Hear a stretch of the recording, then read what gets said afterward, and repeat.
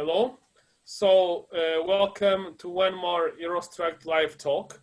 Today we are going to speak a lot on climate change and climate adaptation to infrastructures. We have with us our expert in the topic, Emilio Bastidas-Arteaga, and jointly with me, we have my esteemed colleague from Greece, from Thessaloniki University, Yannis Chenidis, who was a very active member also in Cost Action 1406 and now in EuroStruct. So depending on where you are assisting us, I wish you good morning, good afternoon, or good evening. I also want to acknowledge not only all of you, but also our supporting associations and companies. I want to start by acknowledging ISIS and University of Minho for providing this platform where we are developing the live talks. Also for Boutique for the design issues. And finally, I want to acknowledge both YAPSE and FIB for supporting ourselves in the dissemination planning of these live talks. Concerning the procedure, you are all with the micro turned off at this moment. And you're gonna have the micro and the camera turned off during the whole talk. And you can ask me, how should I put my questions to Emilio? And the process to put questions, you have two possibilities. For those that are assisting us on Facebook, you can simply write in a Facebook message or in the comments on the live talk. You have a place to write the comments, and you can put the questions or any comments, and the questions will be sent to me and to my colleague Yannis Chenidis. For those that are assisting us on Zoom, you need to place the questions directly to the EuroStruct Association account that you can see here. You put the questions to EuroStruct Association account, and those questions will be distributed between myself and Yannis Chenidis. So I believe this is clear for everybody. And now I'm going to ask Yannis to make the presentation of our esteemed guest today, and also of the title of his presentation. Thank you once again, and see you soon. Thank you, Jose. Well, I would say hello to everyone. I think it fits all time zones. I will start directly to present our esteemed guest, which is Dr. Emilio Bastidas-Arteaga, who has received his Bachelor's in Science in Civil Engineering from the National University of Colombia and his Master's of Science in Structural Engineering from Los Angeles University, prior to getting his first PhD in Civil Engineering from the same university, and then acquiring a second one in Engineering Science from University of Nantes in France. Where actually Emilio is now there as acting as an associate professor at the University of Nantes since 2010 at the Institute of Research in Civil and Mechanical Engineering. His research work aims at providing robust stochastic frameworks to optimize design, inspection, and maintenance of aging, coastal and offshore structures. Since 10 years, more or less, he has been working on the assessment of consequences and adaptation of infrastructure and buildings subjected to climate change. He has been and is also participating nowadays in several technical committees related to climate change and civil engineering. To name some, it's the French Association for Normalization, AFNOR in France, the American Concrete Institute, the Joint Research Center in Europe, and the International Association for Bridge and Structural Engineering. Today, Emilio will talk about climate adaptation of infrastructure assets, a very interesting talk that we are very eager to attend. Emilio, thank you very much for being here, and the floor is yours. Okay, so thank you very much first for the introduction, and to Jose for this invitation to this talk. and for all the audience to be here. They are connected from several countries, and I think one of the positive things of this COVID is that we are more familiar to do this kind of talks, and like this we can share our knowledge, our research more easily without doing a lot of travels. So before starting the talk, I would like to acknowledge some colleagues that had collaborated with me since the beginning of the work on climate change assessment and adaptation.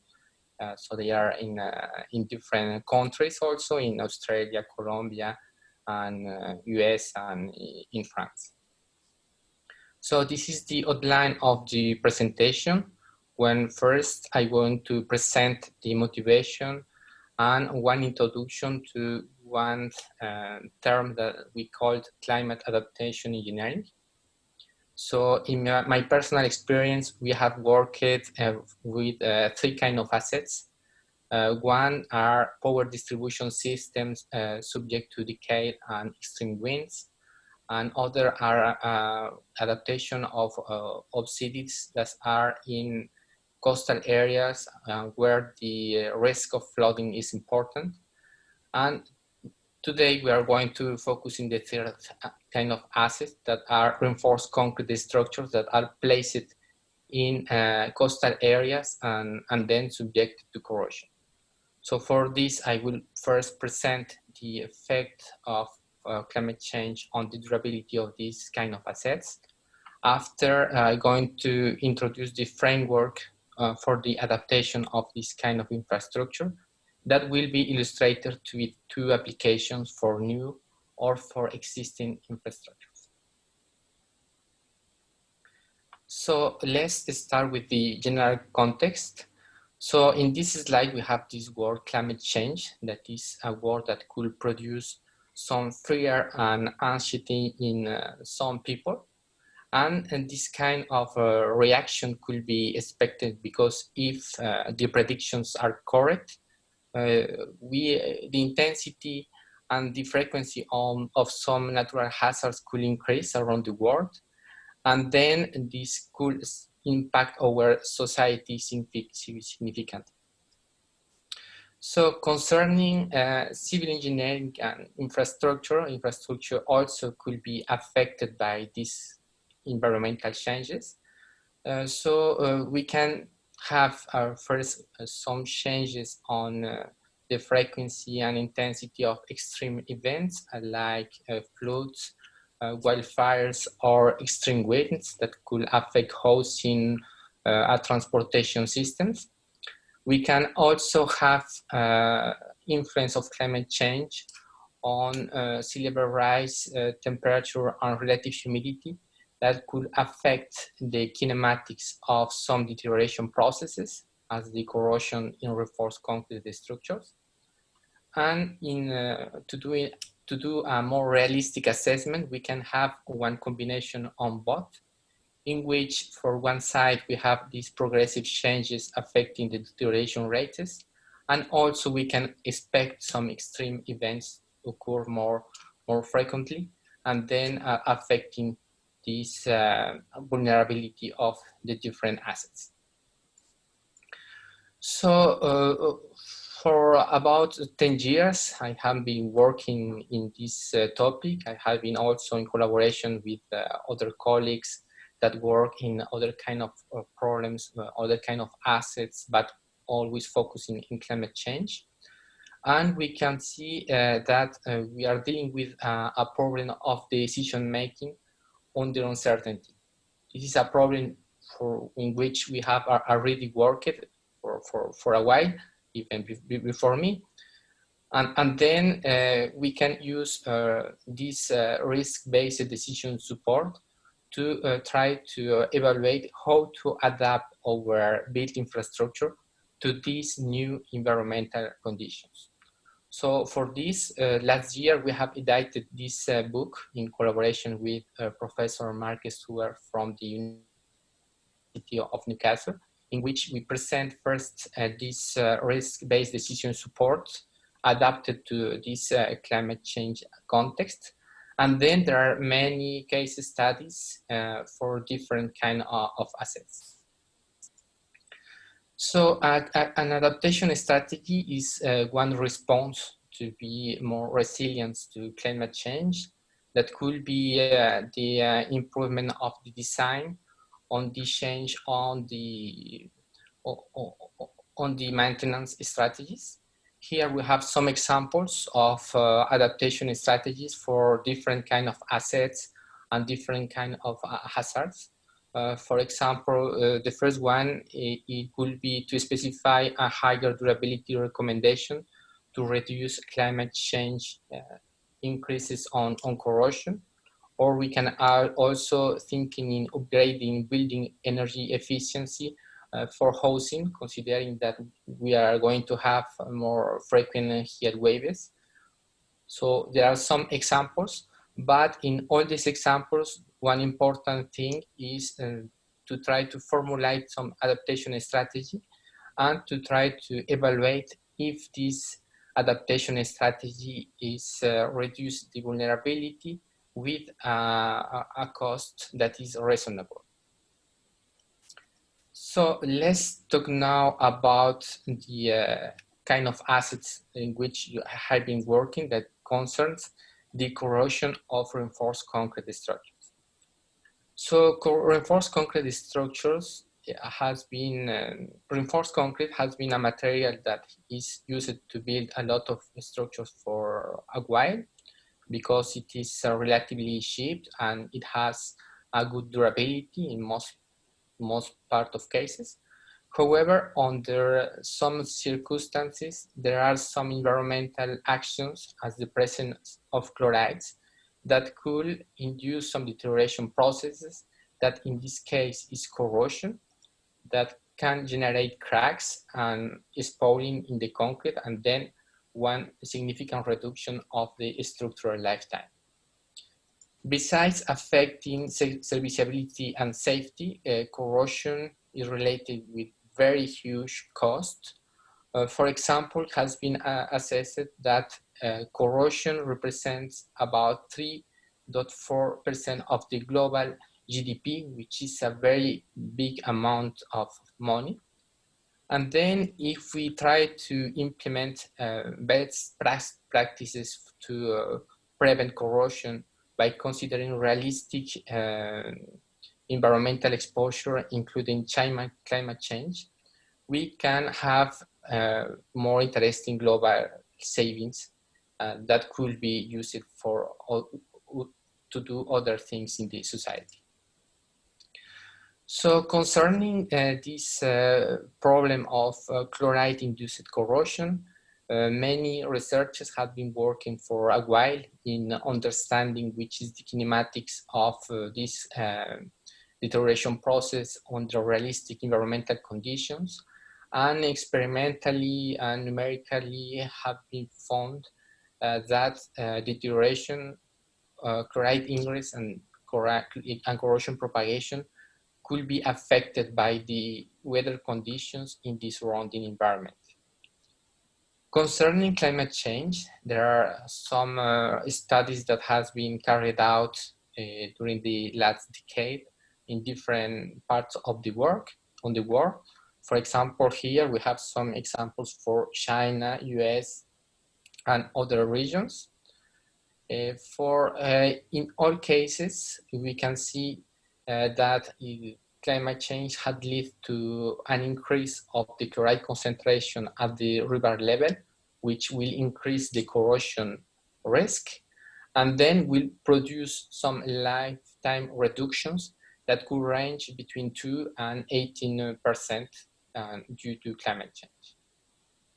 So taking into account that the vulnerability of these corroding structures could be increased by climate change, we have been working on how to adapt it to these new environmental conditions. So as I mentioned before, an adaptation strategy could be seen as a response that could be a modification in the structural design or in the maintenance practice to be able to deal with these new environmental conditions. So the question now is how to evaluate the cost effectiveness of these adaptation strategies. And to try to respond to these questions, we have proposed this risk-based framework that had 5 components. So the first one is to get some deterioration models that are able to account for variations in environmental temperature, relative humidity, or other factors that will be affected by climate change. We need also to account for stochastic approaches that allow us to account for the different sources of uncertainty in the problem. So here in the left and in green, we have something that is specific for each structure. So we have the structural characteristics that will depend for existing structures on the year of construction, the standard at the year of construction, the construction practice, and so on. So we need to have this level of detail to do a good assessment of the effects of climate change. We have also this component that is related with the hazard. So we have these climate change predictions that are obtained for these global circulation models and will give us this different level of consequence on weather parameters depending on the climate change scenarios. After, we can evaluate, we can formulate and evaluate the cost effectiveness of the adaptation measures by using some decision tools as the cost benefit analysis that can be done to compare different solutions that in this case are adaptation strategies. So concerning the model for this work, we have worked in a comprehensive model that allows to determine different stages in the deterioration of the structure, since the construction up to the appearing of cracks in the concrete. So why we focus in the appearing of cracks? Because it could be the modeling of the appearing of cracks could be related with some inspection and maintenance practice, in which when we are going to visit the bridge, we can see if the cracks are present and to measure it and decide to repair or not, depending on the extent of the damage. So modeling all that is not an easy task. I'm not going to detail the questions here, but it's something that is difficult because each stage is based in different physical principles, and also each stage could get take into account different influencing parameters. So here, for example, for the corrosion initiation assessment, we have using a finite element model to determine the process of chloride ingress in non-saturated concrete. So concerning the stochastic approach that we do here is to use some tools to propagate this uncertainty in these deterioration models. So the inputs in this case could have the form of random variables to take into account for the uncertainties related with the material of the model parameters, or we can also include some stochastic processes to account for the actions in link with environmental actions or the chloride concentrations. So once we have propagated these inputs in the iteration models by using, for example, Monte Carlo simulations, we can have a lot of several outputs. In this case, our output will be the probability of severe cracking that will serve us to determine the maintenance strategy when considering or not the adaptation of the structure. So the next ingredient of this framework is the cost-benefit analysis that serves to determine if the adaptation strategies are or not cost effective. So for those that are not familiarized with this metric, a cost-benefit analysis is a ratio between cost and benefit, And if it is higher than 1, it means that the measure is cost effective. So in this case, the assessment of this metric is done in terms of the expected cost of damage for the business as usual situation. So to estimate this cost, first we need to run these deterioration models, simulate maintenance during the life cycle, and then determine which is this expected cost. We have also here the expected cost of adaptation, and delta R is the reduction in risk that is due to the adoption of one adaptation strategy. In this case, this reduction of risk is defined in terms of cost as well, and we add to the equation this cost of expected cost of damage taking into account that we have considering the adaptation. So to estimate this cost, we also need to run our models by considering and simulating the adaptation strategy, and then we can have one assessment of this cost.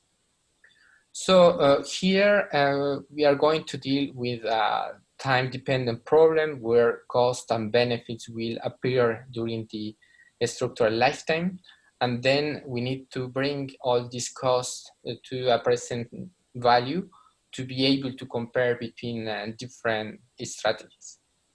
So we have used Monte Carlo for the deterioration modeling, and then we can also use Monte Carlo simulation for this cost-benefit analysis. And it has the advantage to give us first the mean of this indicator, but also the probability of have a BCR higher than 1. So this probability is a measure of the risk of the investment for the decision making. Okay, so now let's go to the 2 examples. So first, adaptation of new structures. So here we are not going to focus in a given location.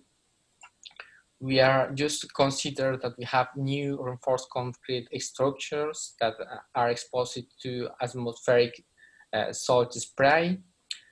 We suppose that the structure is placed in a middle latitude with this condition of temperature and relative humidity, but we take into account that there is a seasonal variation and that there is some randomness in this temperature and relative humidity.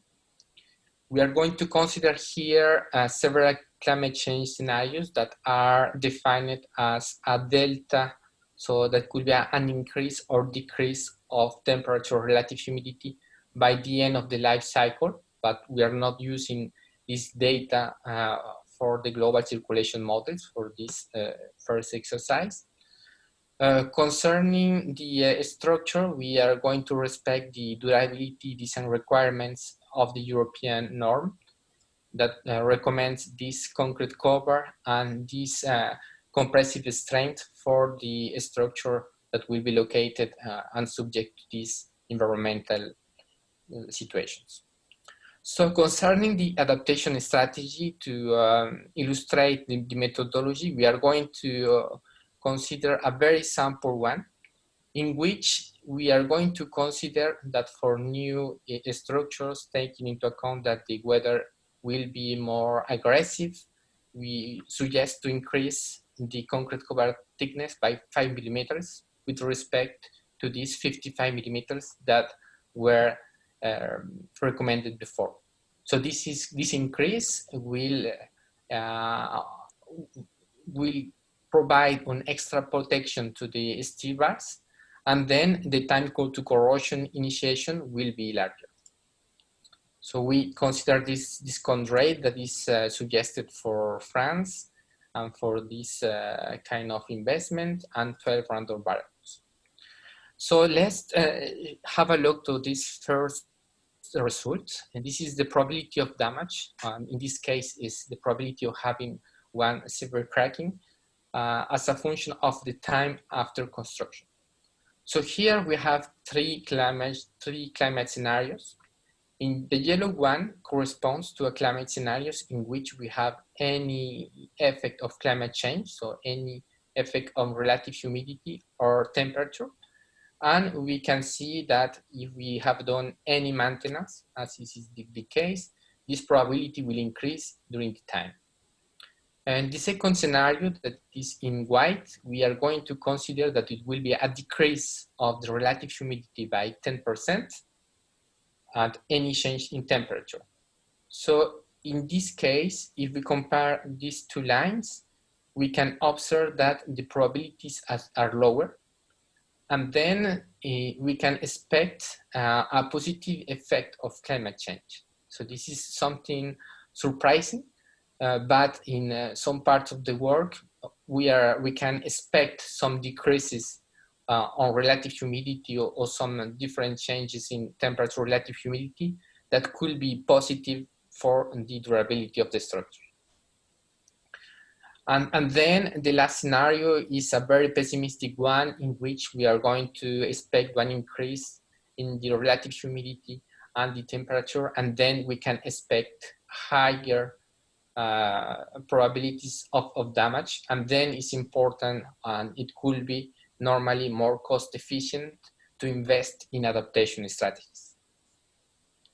Okay, so let's show you first this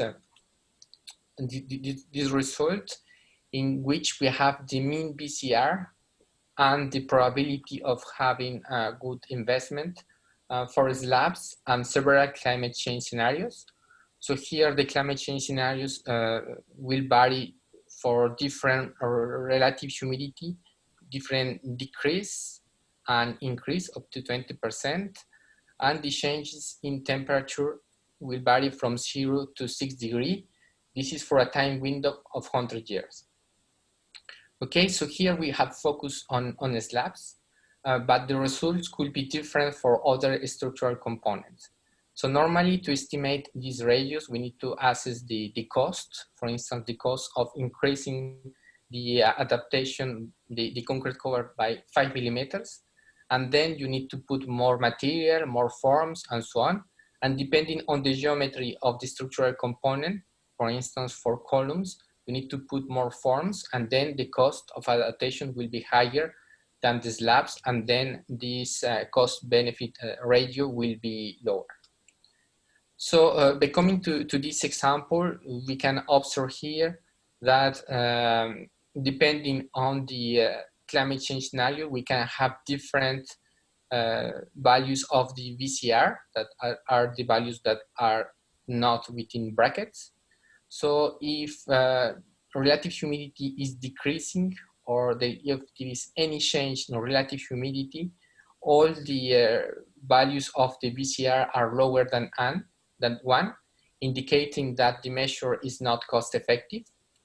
However, when we started to have some increases in the relative humidity and after in the temperature, we started to have some benefit to cost ratio higher than 1, that are the yellow numbers in this table. And then for the most pessimistic scenario, our investment that will be to increase the concrete cover will be the most profitable. And in concerning the probability of having a good investment, so we can observe that the probability also increases for the most aggressive pessimistic climate change scenarios. And then if we have more pessimistic scenarios, the probability is the highest one. So it's the case in which the decision maker will have the best benefit for its investment. So here there's only few examples for new structures, but we have explored other kind of adaptation strategies and many other factors in this paper that was published in 2015. So let's now focus in existing structures. So for this, we are going now to focus into specific locations. In this case, they are in France. So one in Saint-Nazaire that is very close to my place. I'm in Nantes. We're here. Saint-Nazaire is here. And Marseille is in this place. So we consider that the structure was designed according to the current recommendations. We have the same number of random variables as in the last case. Here we are going to test another adaptation strategy that will be to increase more the concrete cover with respect to the recommendation of the EuroStruct. We consider the same discount rate, and that are the main hypothesis of this example. So in this case, concerning the climate change predictions, we are going to use the inputs given by this global circulation model. So here we have the inputs for our models are the relative humidity and the temperature for two climate change scenarios. So between these two climate change scenarios, the RCP 8.5 is the more pessimistic one. So one important thing here is to see that before climate change, so before 2005, for the fact of the simulation, we have that Saint-Nazaire is a place in which we have higher humidity than in Marseille. So we have the same material that will be exposed to different environmental conditions even without climate change. We have also that for both locations, there is no important influence on the relative humidity. So this is particularly expected for these locations, but for other locations in the world, we can have increase or decrease depending where the place is. And then concerning temperature, we can expect one increase of temperature that will be higher for the most pessimistic scenario, that is the RCP 8.5. Okay, so concerning the results, first I have this same probability of severe cracking as a function of the time after construction. So here we have these structures for which we have used the same material but are exposed to different environmental conditions, and then we expect to have different probabilities of severe cracking. So in this case, we obtained that this probability is higher by Saint-Nazaire, and this is mainly due to the fact that Saint-Nazaire is placed in a very humid zone, and then this excess of humidity in the environment will accelerate the chloride ingress into the concrete, and then that will increase this probability of severe cracking. Okay, so here we have a summary of different results. So we have the mean BCR for both cities, for both adaptation strategies, both climate change scenarios.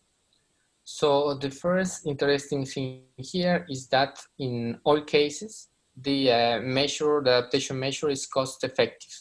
So because we have a value of BCR higher than 1, we have more cost effectiveness for Saint-Nazaire. And this is planned by the fact that if we see here in the left, the environment is more aggressive in Saint-Nazaire, and then investing in increasing the concrete cover will reduce the number of repairs and then increase the benefit for this place rather than Marseille. Concerning the effect of climate change for Saint-Nazaire, the effect is not so much. It is related with this increase in temperature. And for Marseille, the effect is a little bit more important. We can also see that for both places, it is not interesting to increase the concrete cover to 10 millimeters. So concerning this environmental exposure and the lifetime, increasing the concrete cover up to 10 millimeters won't be a good financial decision. And also we can have some other problems from the construction and the maintenance of the structure. So we have for this case of existing structures, we have also explored other aspects that you can find in this paper. Okay, so to finish my presentation, I would like to do some concluding remarks. So the first is that climate change has been, it's supposed to modify the kinetics of the deterioration processes, especially for this chloride ingress. And then it is important to think about how to adapt for these new environmental conditions. And this risk-based decision support is a tool that could be very useful to adapt it in a cost-efficient way.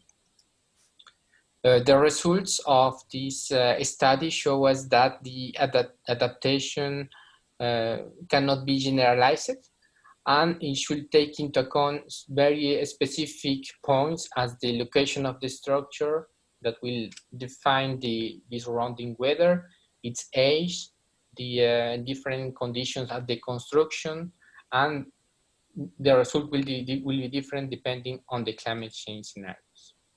Where we have some limitations in this work, we have focus in serviceability limited state, that will be the appearing of cracks.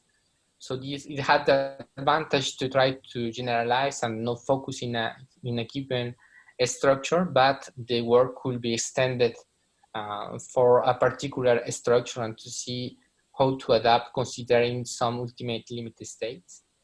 And also we have an account for the interaction between this deterioration process and other deterioration process that could take place at the same time, as well as to the interactions with some extreme processes, that's as I mentioned it at the beginning. So concerning the further work, so we are working now in the assessment of the co-benefits of adaptation measure.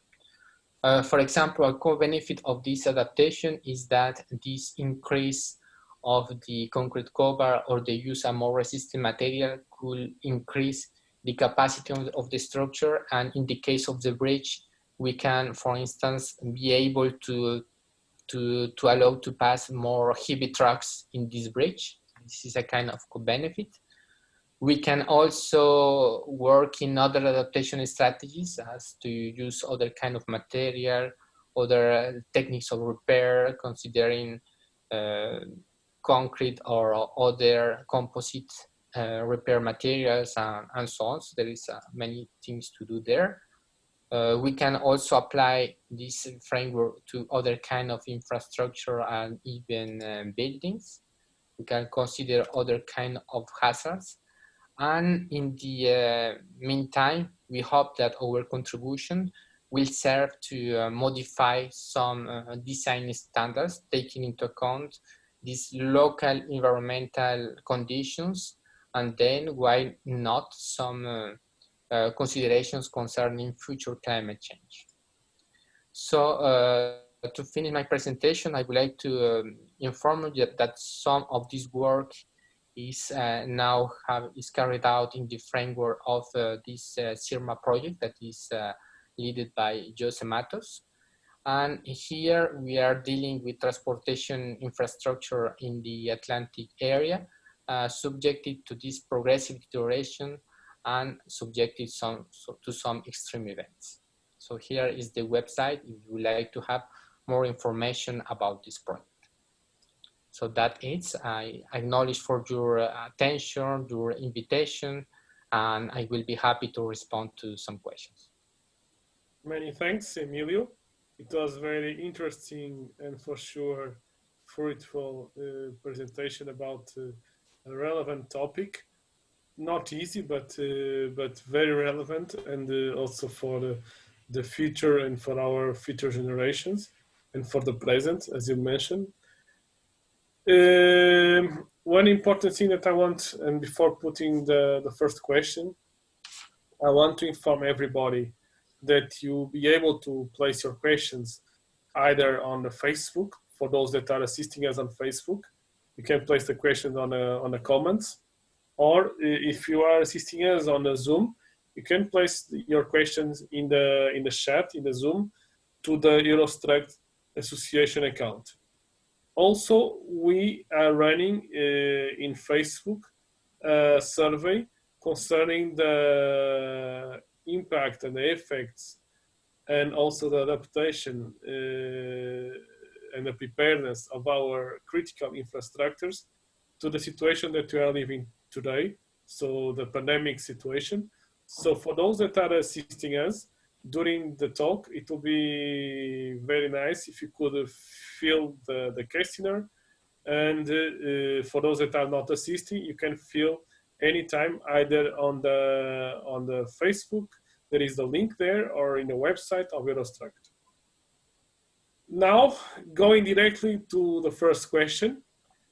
So, Emilio, your presentation focused on a single adaptation strategy. My question to you is if it's possible to combine these strategies, and which will be the effect on the benefit to cost ratio. Okay, so yes, today to illustrate more easily the presentation, I have focused in a very single and sample adaptation strategy that is increasing the concrete cover. But in fact, we can think in several adaptation strategies. And as I mentioned before, in the two papers I have to reference, you can find some information about the cost benefit of each adaptation strategies. So combining both adaptation strategies, I think that this is a great idea to increase this benefit to cost ratio, for instance, by not only using this, not only increasing the concrete cover, but using material that is more resistant concerning chloride ingress, for example. Yanis, it's your turn now. Yes, first of all, I would like to thank on my side, Emilio, also for the very interesting and very inclusive, I might say, presentation of again, all-inclusive approach that does not only focus on technical issues, but addresses the managerial aspect very well, make it very ready to apply approach. And my first question would be exactly this point. How easy do you think that it would be to persuade or convince or make decision makers and project managers feel of this kind of civil engineering works, feel safe for applying this approach, the whole of it? Yes, this is an interesting point. So I think, as at the beginning of the presentation was mentioned, the term climate change produces fear and anxiety in society and for engineers and decision makers. But I think that thinking in the effect of infrastructure and the adaptation is something relatively new. However, we need to work to develop some spaces as this one in which we can inform to the decision makers, engineers, that it could be some effects, and we need to work to know how to adapt to these effects in a cost-efficient way in the future. So I think one front will be to work in the communication, in doing seminars and so on. Also in parallel, there are some initiatives for education. So yesterday I was in contact with another network in the US, in which they are working to try to do some link for people that working in education concerning climate change assessment and adaptation. It was the first meeting, but I was happy to see that there are some colleagues that start to teach to the students some of these topics that are sometimes more or less taught in the engineering programs, as decision making for uncertainty. For instance, we have some of the components that are necessary to understand the problem and to work on it. But now also the education programs could be also updated to account for it. And a last point, it will be that in some countries and in Europe, there are some groups thinking about how to standards could be adapted or uploaded to overcome to these new climate change conditions. So I think with all these informations, the end users first will be informed, and then after they should do something when the standards will require that some adaptation measures should be considered or not, or they should provide some recommendations to in the future the structure be in capacity to be adapted. Emilio, we have here a question from someone that might be reluctant with climate change, or at least with the scenarios that you are using, from the audience, which is, in fact, it's two questions. Yes. The first is if there is enough historical data which confirms some of the scenarios that you are using. And the second is, although we correlate climate change to something bad, the fact is that some scenarios are positive for the infrastructures. How should we address this? Yes, so there are both interesting questions. So the topic, the word climate change, for some people induce some fear and anxiety, and some people don't believe on it, don't even the climatologists. Some of them agree, some of them don't agree. So there is not all the people agrees that it will be a climate change. So I think that is something we need to deal with. And then in the presentation and in our approach, the idea is to continue to be focused in our main problem, that is a problem of decision making with uncertainty. And we have this uncertainty on the climate change predictions that could, in which we have some scenarios that are more or less possible, and we need to see how one robust approach, robust response could be able to deal with this kind of uncertainty. I know that some colleagues are working on that topic by considering these deep uncertainty approaches to be able to produce some robust solutions, taking into account that we can have or not climate change.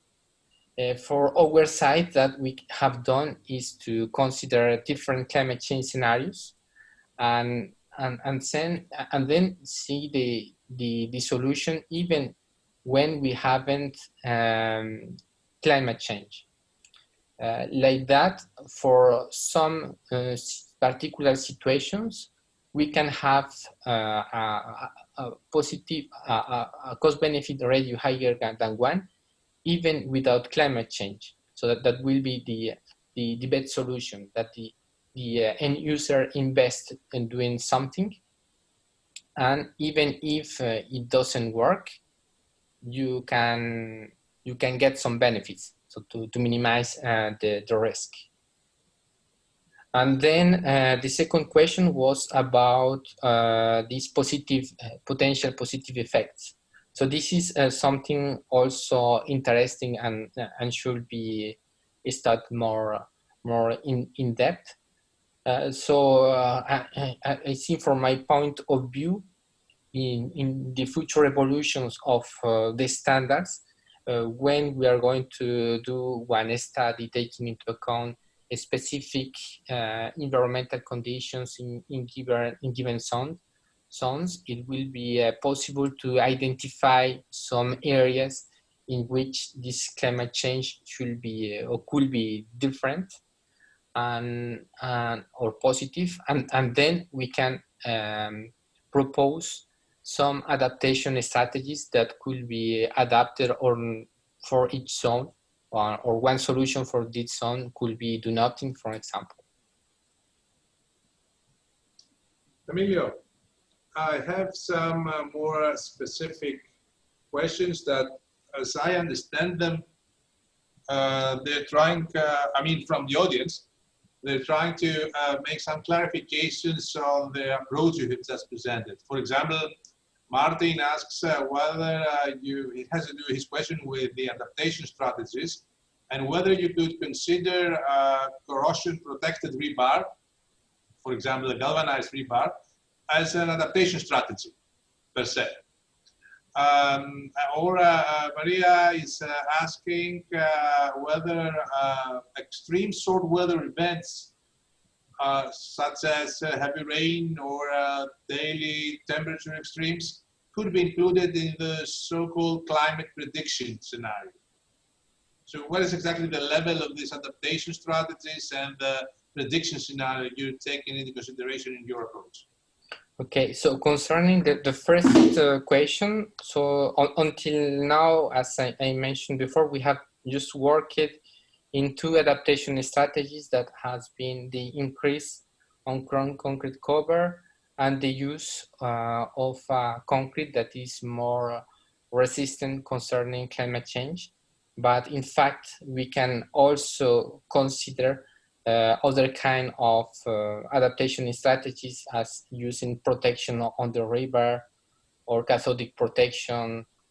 So any kind of repair of retrofit technique could be also considered as an adaptation strategy when we try to do something more to be able to propose to be able to respond in a better way to the future climate change scenarios.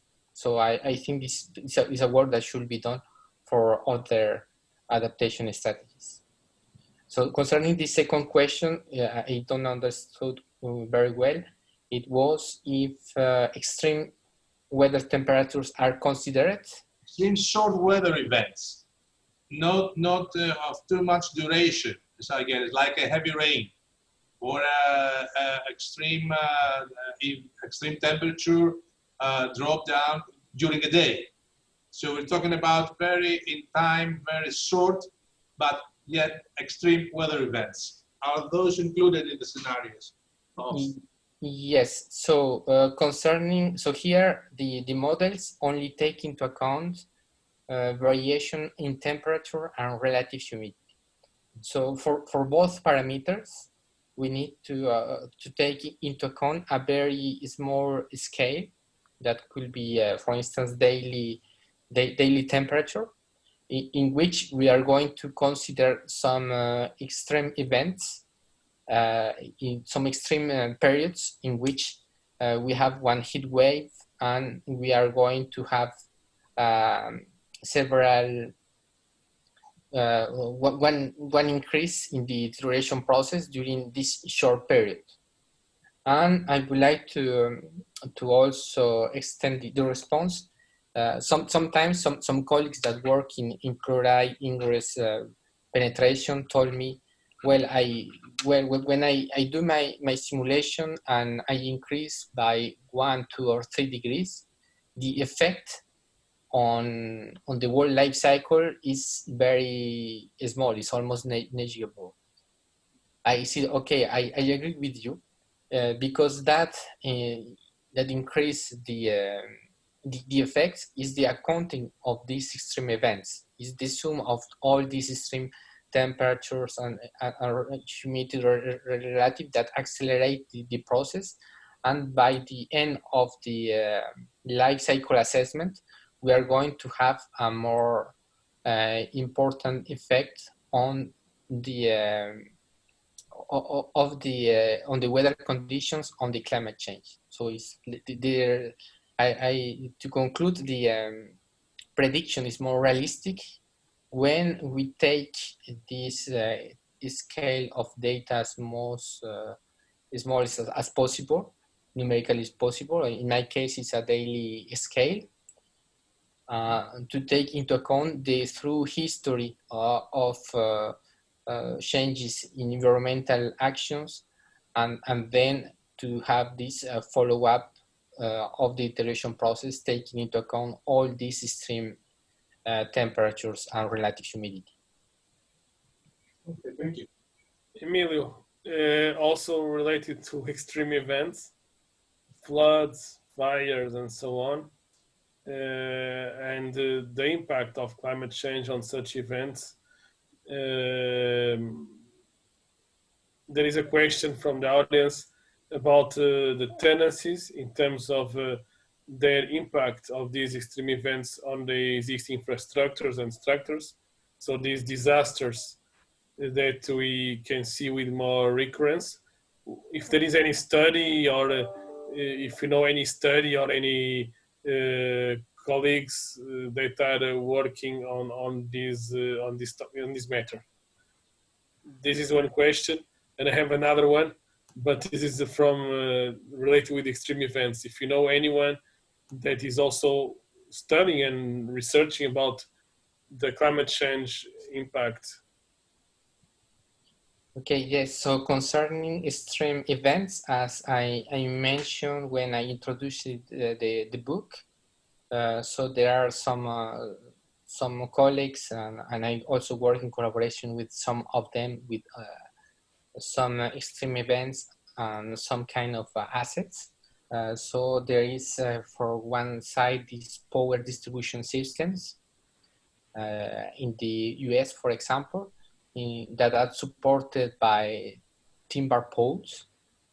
And these timber poles are subject to one side to decay. So decay is due to the biodeterioration of the timber.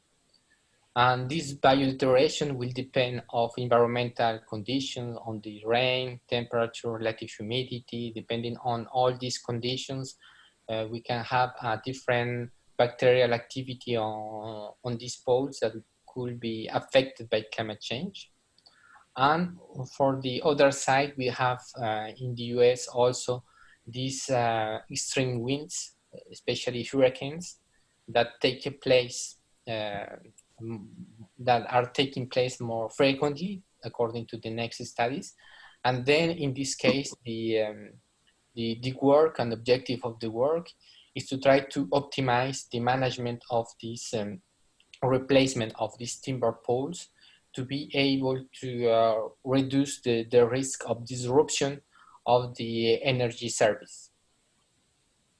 So this is one kind of application. Other kind of application which I working with some colleagues here in France is the adaptation for flooding. So here, especially close to the Nantes area, we are many towns are cities that are in risk. So we have this Cynthia event a few years ago, this storm in which many people passed away. And then we are working about how to adapt these cities, taking into account that sea level rise is increasing, and we are going to, we can expect some storms in the future. Emilio, in this case, the adaptation strategies are a little bit different, so we can focus in adapting for the world tone by building or retrofitting the dams. We can adapt each house by building a secondary store, or we can also work in some other measures of evacuation and prevention, relocalization, and so on. The approach, the risk-based decision approach, is the same. Emilio, the other question is concerning the EU or other standards. Is there any work on providing recommendations that consider climate change in the future? And are the future codes addressing this issue? And how and where are they addressing? Okay, so concerning standardization, I was involved in a French group that participated to this ISO group. So right now there is a document, an ISO norm concerning adaptation, but it's quite general. It's not particularly for infrastructure of civil engineering. It should be for any kind of industry. So in parallel, in Europe, we have some exchange with the Joint Research Center that is in Italy. We have just finished these few reports about the evaluation of the effects of climate change on the corrosion of concrete and steel structures. And then the next step is to start to work in this regionalization of the assessment of effects to provide some guidance to the next generation of Eurocodes. But for the moment, I have no information if there are some political initiatives to include it in the next generation of Eurocodes. In the US also, there is one group from the ACI that is working and thinking how to include some recommendations concerning climate change for improving the standards. But for the moment, the work is in progress. Yanis.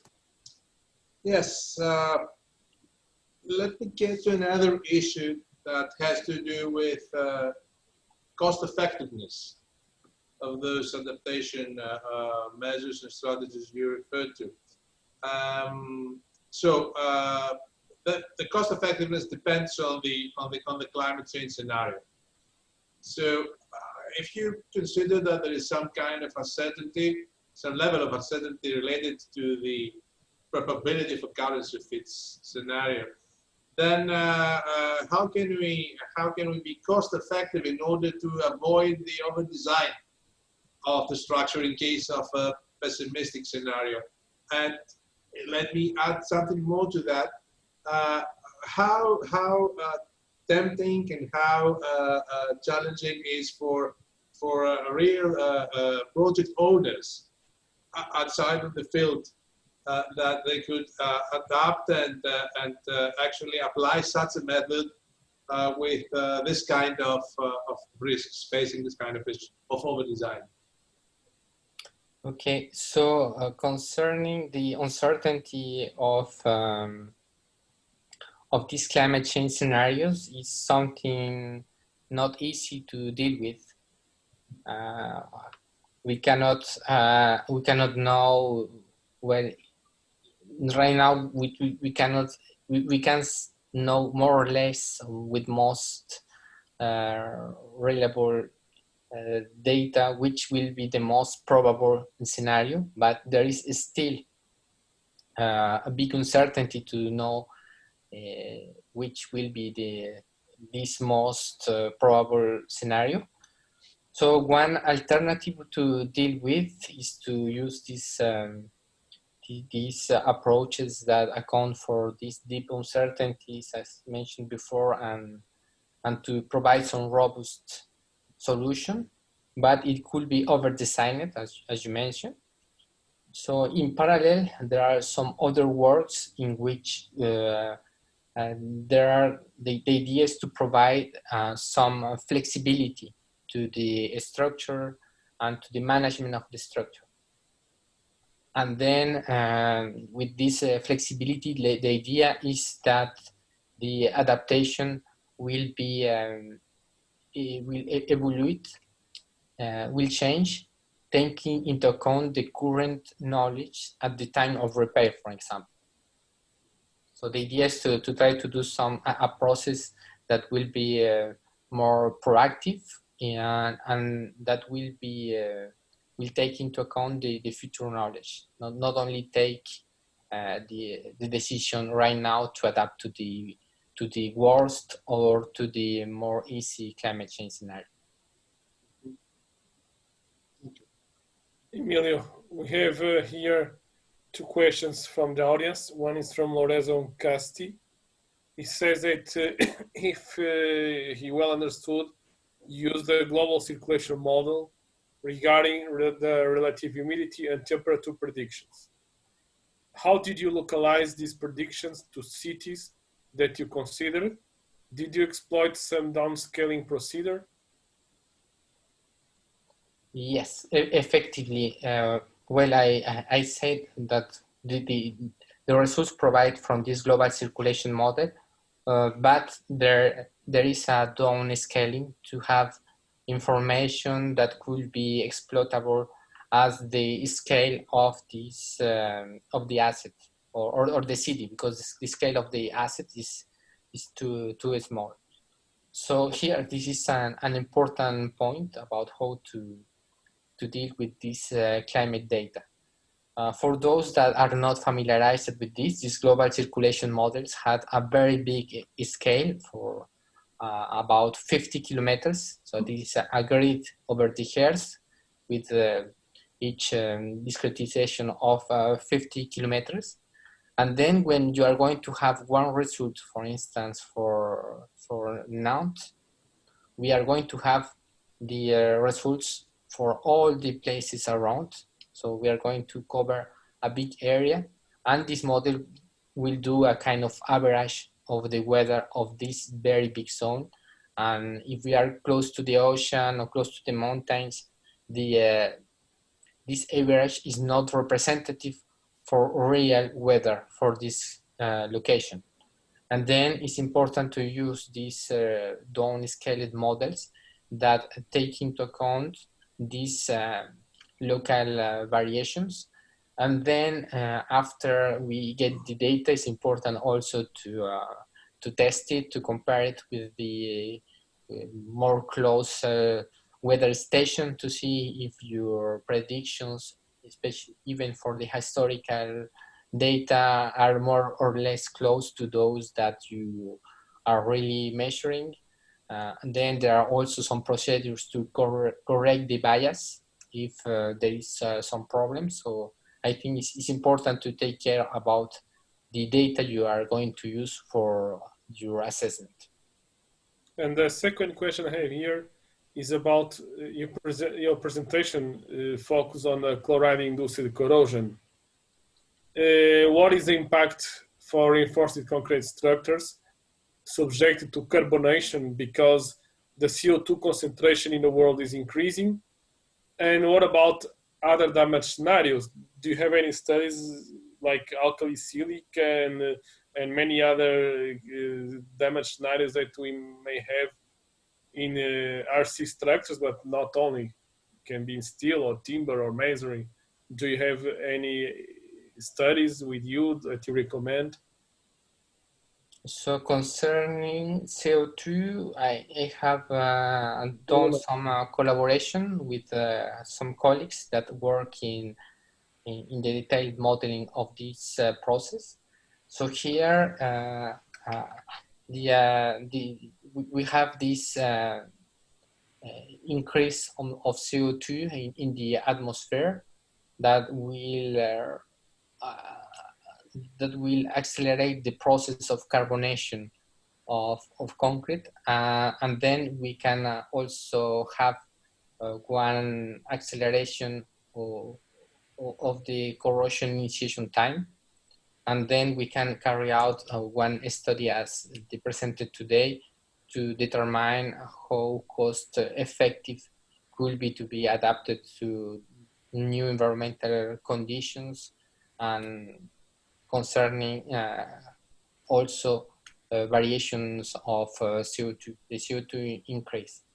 For CO2 is also very important the surrounding environmental conditions. For those that know the carbonation process, we need to have an optimum value of relative humidity to allow to CO2 to penetrate into the contact. Then if the climate change decrease a lot the future relative humidity, that will slow down or stop the carbonation process. So we can have a kind of positive positive effect. If it increases a lot, it can also slow down or stop the process. So again, this positive effect. But if we are in this range of humidities in which the carbonation process follow its rate, we can have a good, we can have one acceleration of this deterioration process. For the other deterioration processes you have mentioned, I have no much knowledge about all the chemistry and the and all the model itself besides of this. So I haven't worked on it, and I don't know it. And just you also mentioned other materials. So I worked with timber for these power distribution systems, and we tried to work with steel, but corrosion in steel is a very complex process to be modeled. So we cannot have any interesting result for the moment. But actually, in CIRMA, we have this discussion, no? Yes. With studies in steel structures. Yes. I have also some questions from the audience. First of all, again, now that we have the expert here, we may ask whether, to your knowledge, at least Emilio, any other climate change impact research on transfer stations? If you have come with something like that, and especially when exposed to multiple hazards. And this is also a question for your approach. What is the an extension of the question by Emmanuel? What is the how do you address multiple hazards in this approach we've just presented? But first of all, if you are aware of any climate change impact on transfer stations. On transfer stations. What I don't know what is a transfer station. I believe it's a urban multimodal node. Okay. With railway, roads, metro. Okay. No, unfortunately, I haven't seen any research work on this transfer station, unfortunately. But for concerning multiple hazards, so there are some colleagues that I started to deal with.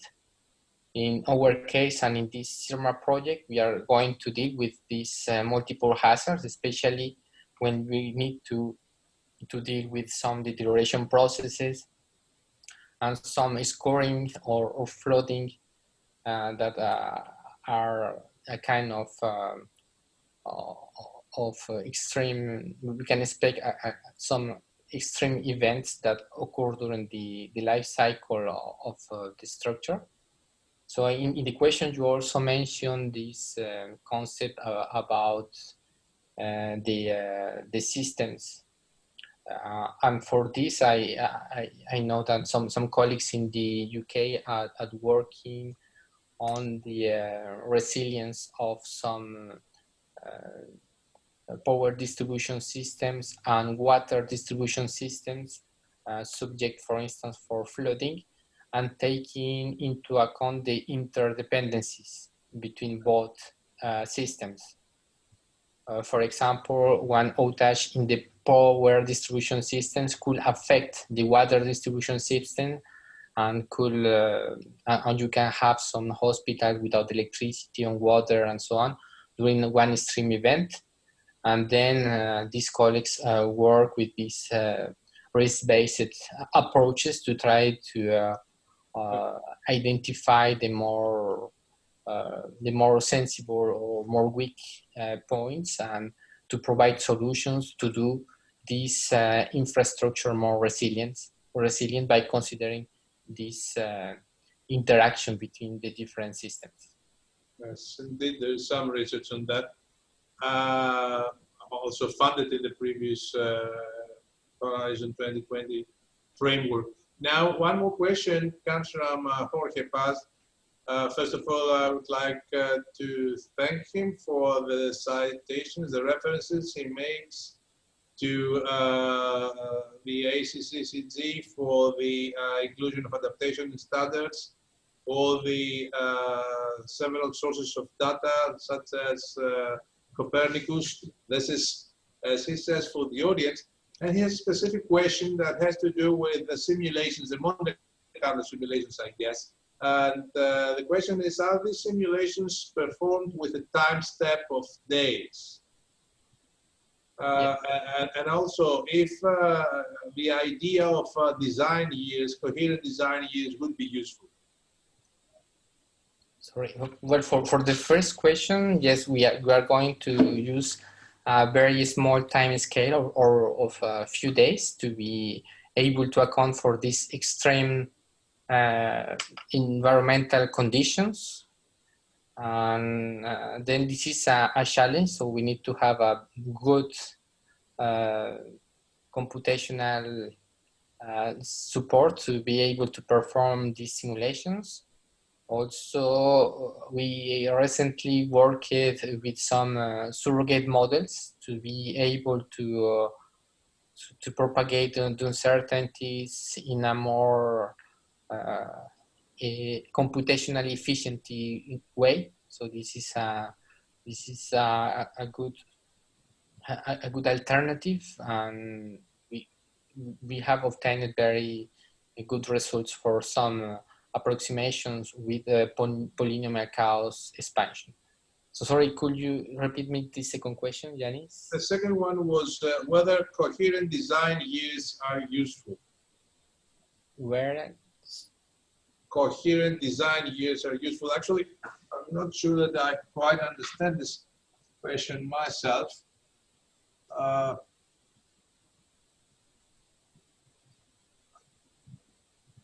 I think maybe it has to do with the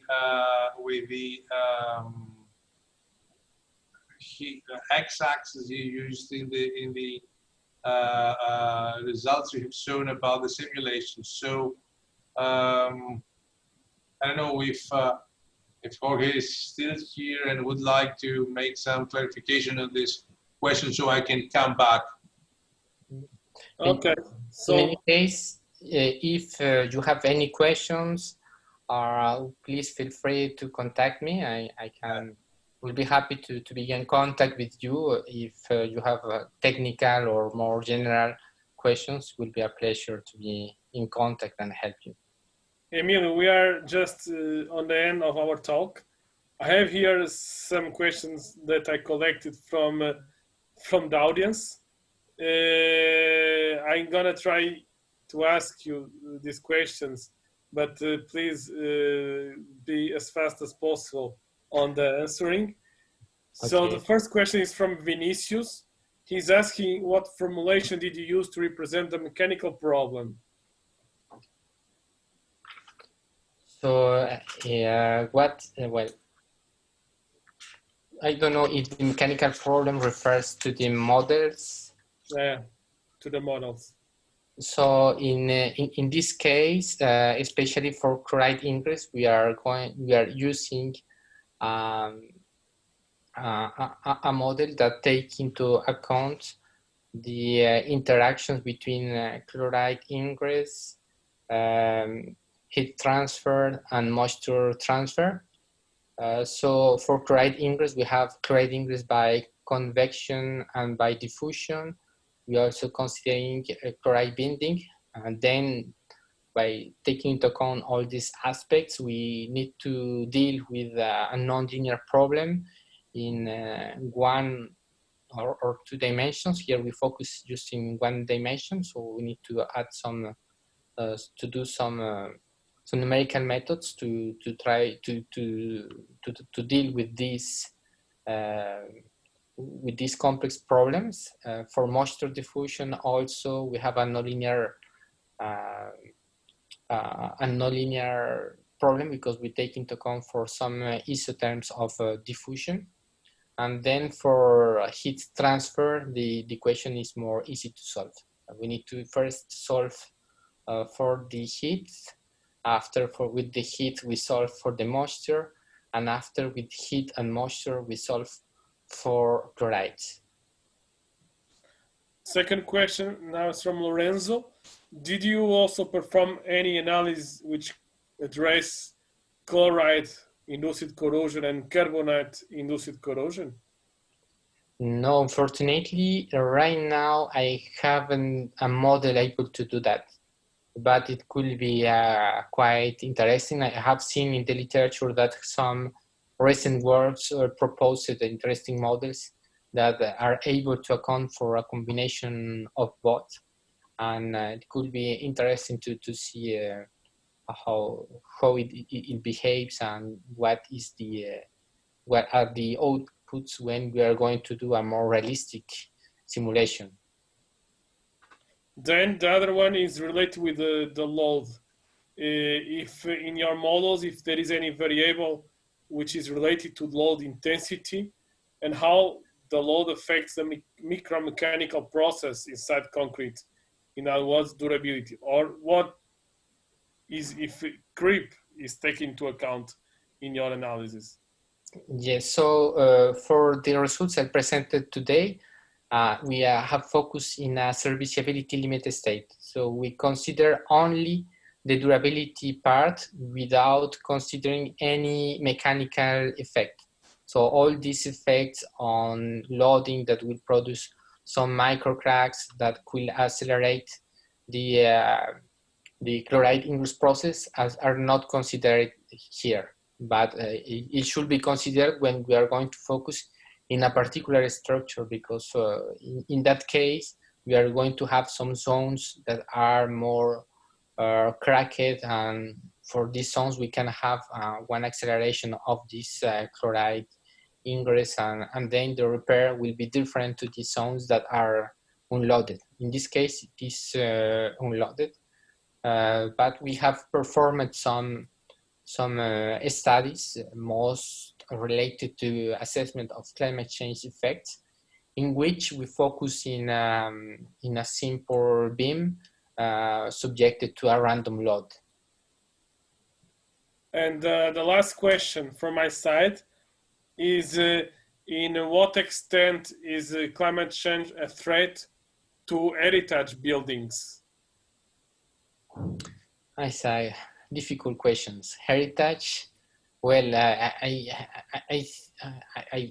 cannot assist to the last EuroStruct presentation that should give me some help to respond to this, but I would like to say that it could be some deterioration processes for stone, for timber, that could be affected. I'm not a specialist on this, but I think it could be interesting to identify where are the challenges, and probably it should be some processes that affect this heritage. Thank you very much. Yanis, now is your turn for the last question. Okay, thank you very much, Jose. So my last question would be in relation with the work we have done in the recently finished COSTI U1406 group, where we have adapted the method of a performance indicators-based method for assessing quality at several levels of bridge structures, which could be easily extended to other types of structures. But my question is, and in this performance indicators-based method, we have also used some typical decision-making techniques. For example, let's mention modified AHP approach, etc. And my question is, how far is the approach we have just presented from a rather typical, I would say, approach of using performance indicators and some decision-making techniques like TOPSIS or HP or any other multi-criteria method. So what is the distance between your approach and this kind of approach, and what is the added value from the approach you have just presented? Okay, so well, I don't know very well this performance indicator-based method you are talking about, so for me it's difficult to respond to see and to see which is this added value. But my feeling is that this added value it should be in take into account the performance under future environmental conditions. So probably taking into account that the structure will be subject to different environmental conditions, to those that you have defined in your approach. It could be possible to define different performance requirements for the structures. Yes, you're right. You're right. The performance indicators-based approach is always ex post. I mean, you have to take for a performance already recorded, while the approach of prediction of scenarios is ex ante. You're making predictions for the future. So that's it for me. So thank you very much, Emilio, for answering my questions, the audience questions, and for presenting all this very interesting stuff. Thank you, guys. And thank you, Yanis, for moderating with me today this very interesting talk with very challenging topics for the future, some that are raised in existing projects, other that could be future projects for you and not only. And thank you again, Emilio. It was quite interesting to have you here and to hear some of the feedbacks and outcomes from your research and from the research in this area a bit from all over the world. Before closing, I'd like to give you some announcements. The first one is related with the DIABSE, the 2020 symposium in Wrocław.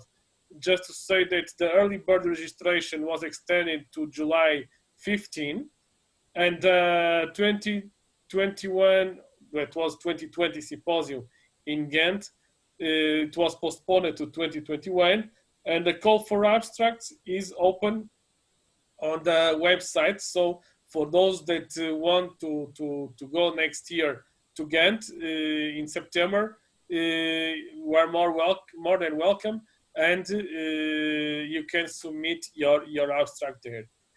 Some other informations: the FIB symposium in Shanghai was now decided to be online and will run from 22nd to 24th of November. The training course from EuroStruct will be also online, and it will run from the 2nd to the 4th of September. It will be a training course on the quality control of existing structures and bridges. And I invite you to register and attend. You can do the registration on the website of EuroStruct. The EuroStruct 2021 conference to be held next year from the 29th to 31 of August in Padova, Italy. This conference, very soon, the call for abstracts will be launched. So for all of you willing to visit Italy next year and to assist to many of the topics that we are discussing here in a more broad way, and also to have the contact with some of the speakers that are with us these times, you are more than invited to submit your abstract and to attend the EuroStruct 2021 conference in Padua. Finally, just to let you know that next week we are going to have a live talk with Genda Shen, and he's going to speak about future infrastructure management using the fourth industry revolution technology. So the talk will be on the 9th of July at 3:30 p.m. Central European Summer Time, and I hope to see some of you there. So see you next week. And once again, thank you very much, Emilio and Yanis, to run this talk with me. Thank you. Bye-bye, and have a nice day. Thank you for the invitation. Thank you for the invitation. Thank you for the assistance. See you soon. Thank you, everybody. Bye-bye. Bye-bye.